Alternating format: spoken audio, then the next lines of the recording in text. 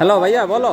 হ্যাঁ আমি আছি, কাপড় টুপড় তুলতেছি, এরপরে গিয়া হ্যাঁ বেশিরভাগই কাপড় তুলতেছি আর কি, টাকা কাপড় সব। হ্যাঁ বলো।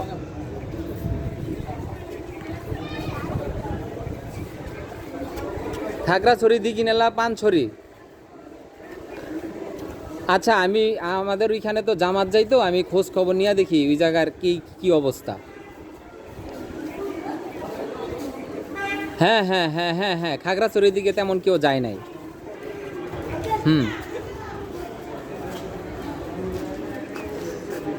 আচ্ছা আচ্ছা, ইনশাল্লাহ ইনশাল্লাহ কালকে না রবিবার রাত্রে চলো। হ্যাঁ হ্যাঁ হ্যাঁ হ্যাঁ হ্যাঁ হ্যাঁ হ্যাঁ, আমাদের ফেনী পর্যন্ত একটা লরি দেওয়া হয়েছে, 15 থেকে 20 ফিট বা 14 ফিটের একটা লরি দিছে একজন ভাই, এইভাবেই দিছে। তো আমরা যদি চাইলে ফেনী পর্যন্ত গেলাম, ওইখান থেকে আবার পিক আপ টিক আপ নিয়ে চলে গেলাম খাগড়াছড়ির দিকে। বোঝো নাই, যদি ওরকম ফান্ড হয় তাহলে তো ব্যক্তিগতভাবেই নিতে পারলাম, বুঝছো।